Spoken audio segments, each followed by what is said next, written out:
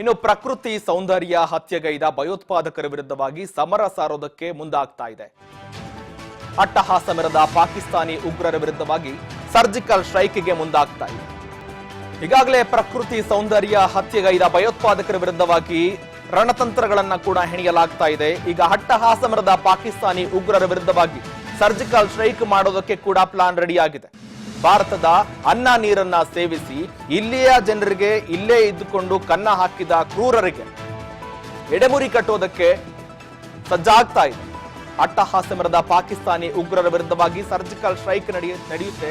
ಇದಕ್ಕೆ ಸಂಬಂಧಪಟ್ಟಂತ ಎಲ್ಲಾ ಪ್ಲಾನ್ ಕೂಡ ರೆಡಿಯಾಗಿದೆ. ದೇಶದಾದ್ಯಂತ ಅತಿ ದೊಡ್ಡ ಕಾರ್ಯಾಚರಣೆ ಇದಾಗ್ತಾ ಇದೆ. ಈಗಾಗಲೇ ಜಮ್ಮು ಕಾಶ್ಮೀರದಲ್ಲಿ ಕೂಡ ಅಟ್ಟಹಾಸ ಮುಂದುವರೆದಿದೆ. ಅವರ ವಿರುದ್ಧವಾಗಿ ರಣತಂತ್ರಗಳನ್ನ ಹೆಣಿತ ಅವರ ಸಂಹಾರ ಮಾಡೋದಕ್ಕೆ ಕೂಡ ಸೇನೆ ಸಜ್ಜಾಗಿದೆ. ಸಾವಿರಾರು ಪಾಕ್ ಪ್ರಜೆಗಳು ಕೂಡ ಹಿಂದೆ ಗಡಿಪಾರಾಗಬೇಕಾಗಿದೆ. ಎಲ್ಲರೂ ಕೂಡ ಹಿಂದೆ ದೇಶವನ್ನ ಬಿಟ್ಟು ಹೋಗಬೇಕಾಗಿದೆ. ದೇಶದಾದ್ಯಂತ ಕೂಡ ದೊಡ್ಡ ಮಟ್ಟದ ಕಾರ್ಯಾಚರಣೆ ಇದಾಗಿದೆ. ಖಾಕಿ ಪಡೆಯಿಂದ ಕೂಡ ಇದಕ್ಕೆ ಆಯಾ ಜಿಲ್ಲೆಗಳ ಮುಖ್ಯಮಂತ್ರಿಗಳು ಇದಕ್ಕೆ ಸೂಚನೆ ಕೊಟ್ಟಿದ್ದಾರೆ. ಎಸ್ಪಿಗಳು ಕೂಡ ಈ ಮೂಲಕವಾಗಿ ಸೂಚನೆ ಕೊಟ್ಟಿದ್ದಾರೆ. ಇದಕ್ಕೆ ಖಾಕಿ ಪಡೆ ಕೂಡ ಸಾಥ್ ಕೊಡ್ತಾ ಇದೆ. ಪ್ರಮುಖವಾಗಿ ಯಾವ್ಯಾವ ಪ್ರದೇಶದಲ್ಲಿ ಪಾಕಿಸ್ತಾನಿ ಪ್ರಜೆಗಳಿದಾರೋ ಎಲ್ಲರನ್ನ ಕೂಡ ಹುಡುಕಿ ಅವರವರ ದೇಶಕ್ಕೆ ಮರುಕಳಿಸಬೇಕಾಗಿದೆ. ಅದಕ್ಕೆ ಹಿಂದೆ ಡೆಡ್ಲೈನ್ ಆಗಿರುತ್ತೆ ಕೂಡ. ಇಂದು ಯಾವುದೇ ಸಂದರ್ಭದಲ್ಲೂ ಕೂಡ ಅವರು ದೇಶವನ್ನ ಬಿಡಲೇಬೇಕಾದ ಪರಿಸ್ಥಿತಿ ನಿರ್ಮಾಣವಾಗಿದೆ. ಈಗಾಗಲೇ 48 ಗಂಟೆಗಳ ಟೈಮ್ ಕೊಟ್ಟಿದ್ರು. ಆ 48 ಗಂಟೆಗಳ ಟೈಮ್ ಮುಗಿದಿದೆ. ಇಲ್ಲೇ ಇದ್ದು ಇಲ್ಲೇ ಅನ್ನ ನೀರು ಎಲ್ಲವನ್ನ ಸೇವಿಸಿ ಇಲ್ಲೇ ಇದ್ದು ಜೊತೆಗೆ ಇಲ್ಲಿನ ಜನಗಳಿಗೆ ಕನ್ನ ಹಾಕ್ತಾ ಜೊತೆಗೆ ಮುಖ್ಯವಾಗಿ ಜಮ್ಮು ಮತ್ತು ಕಾಶ್ಮೀರದಲ್ಲಿ ಆ ಪಾಕ್ ಉಗ್ರರಿಗೆ ಬೆಂಬಲವಾಗಿ ನಿಂತು ಯಾವ್ಯಾರು ಇದಕ್ಕೆ ಬೆಂಬಲವಾಗಿ ನಿಂತಿದ್ರು ಅಂತವರನ್ನ ಕೂಡ ಹುಡುಕಿ ಸೆದೆಬಡಿಯುವ ಪ್ರಯತ್ನ ಕೂಡ ಆಗ್ತಾ ಇದೆ. ಎಲ್ಲಾ ರಣತಂತ್ರಗಳನ್ನ ಕೂಡ ಹೆಣೆಯಲಾಗ್ತಾ ಇದೆ. ಈಗಾಗಲೇ ಯಾವ್ಯಾವ ನಿರ್ಧಾರಗಳನ್ನ ತೆಗೆದುಕೊಂಡು ಪಾಕಿಸ್ತಾನಕ್ಕೆ ಪೆಟ್ಟು ಕೊಡಬೇಕು ಆ ಬಿಸಿಯನ್ನ ಕೂಡ ಭಾರತದ ಸೇನೆ ಅಥವಾ ಸರ್ಕಾರದಿಂದ ಕೂಡ ಈಗಾಗಲೇ ತಲುಪಿದೆ. ಈಗ ಉಗ್ರಗಾಮಿಗಳಿಗೂ ಕೂಡ ಈಗಾಗಲೇ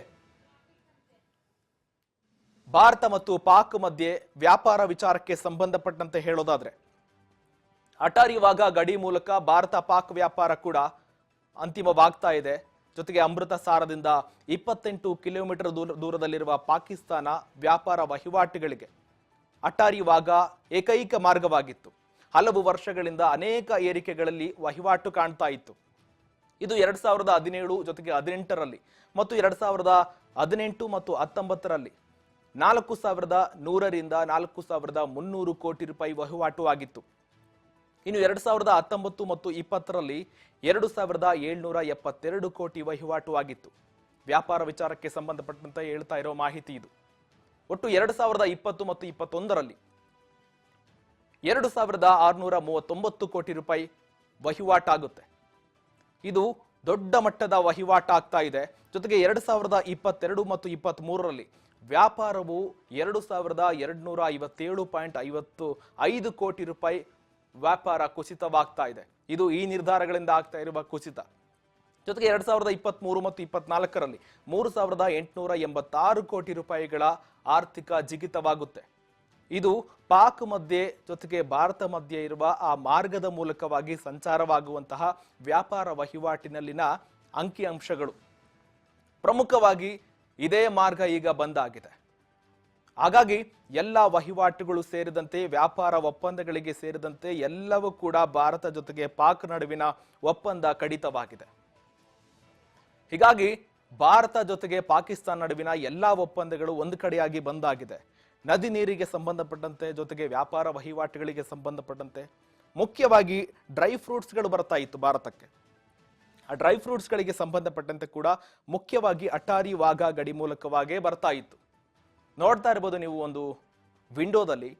ಅದೇ ಅಟಾರಿ ವಾಘಾ ಗಡಿ ಈ ಪ್ರದೇಶದಲ್ಲಿ ಬಹುಮುಖ್ಯವಾಗಿ ಭೂಮಾರ್ಗವನ್ನ ನಿರ್ಮಾಣ ಮಾಡಲಾಗಿತ್ತು.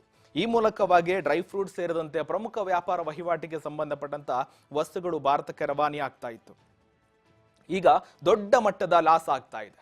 ಸುಮಾರು 1000 ಕೋಟಿಗಳ ಗಟ್ಟಲೆ 4000, 5000, 3000 ಗಟ್ಟಲೆ ನಷ್ಟ ಆಗ್ತಾ ಇದೆ. ಈಗ ಒಂದು ಕಡೆ ಯಾವುದಕ್ಕೂ ಕೂಡ ಲೆಕ್ಕ ಹಾಕದೆ ಅವರಿಗೆ ಬುದ್ಧಿ ಕರೆಸಬೇಕಾಗಿದೆ.